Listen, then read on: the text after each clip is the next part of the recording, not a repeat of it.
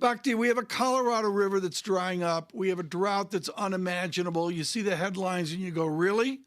So then this morning I saw a headline and I went, really? Alabama has negative ICU beds.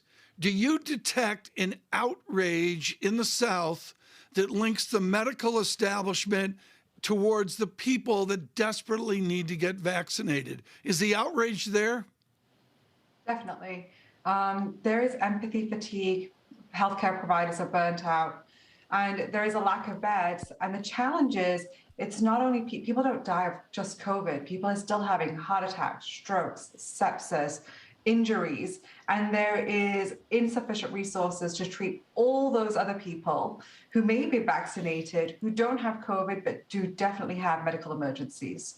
Meanwhile, we're seeing some good signs here, an increasing number of people getting vaccinated. The U.S. COVID vaccination rate rose to levels not seen since the spring, led by, get this, the South. How much is this the silver lining, if there is any, about the uptick in cases, that we are seeing more people get vaccinated, particularly in more hesitant areas in the recent past? The silver lining really here is that we are busting that myth. COVID is a real disease that gets people really sick, and vaccines protect against those real diseases that get you really sick. So the silver lining is we're now taking COVID seriously, which means people are getting vaccinated. Will it be adequate? I don't know. So going forward, Dr. Hansoti, how much are you concerned about the uptick in other types of illnesses, the fact that people are going to be spending more time inside as it gets colder? Have we seen the worst of it, or do you think that we're on a pretty scary trajectory at this point? So, there's like the whole moving to indoors and then being closely exposed to individuals. And we did see our last surge during those winter months.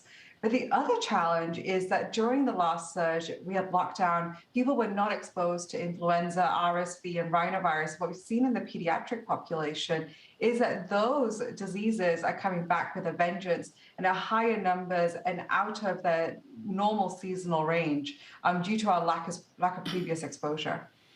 Bhakti, the trend here is we're all putting our masks back on. It seems to be a nationwide trend. And I think the math is X% are vaccinated, and there's this positivity rate, and then there's the mix of a given society. Should we be putting our masks back on? Yes, absolutely. That is the CDC recommendations. It's time to put our masks back on. Well, give us the why, please, because a lot of people I talk to are like, why? Sure. So there's a couple of different factors here, but we know that preventing transmission is a two-part coin. The vaccine gives you some antibodies. It's not 100% effective. And as longer you are out from your vaccination, the lower those antibody levels will become. The second part of it is decreasing opportunities for transmission, both physical and social, which means social distancing greater than 6 feet apart. And masks are a permanent barrier that prevents transmission of the virus. It makes sense to put masks back on. You've got a lot of people, particularly with children, who say we don't want our children wearing masks in school. Their school experience needs to be more positive than that, especially after what we saw last year. Rick DeSantis, governor of Florida, has been incredibly controversial, actually banning mask mandates, and this has created a whole rebellion among the Florida school system. What do you say to people who argue stop making the children the front lines? I mean, on one hand, people would, we always get a lot of hate mail from people saying, why are you encouraging your children to get vaccinated? Well, that's what the science shows. Can you give us a sense of what the science shows behind children wearing masks? So it's not binary, right? Safe, not safe, good or bad. But we can make schools as safe as possible for in-person interactions. And a way to do that is pods, regular temperature checks, symptom screening, and masks.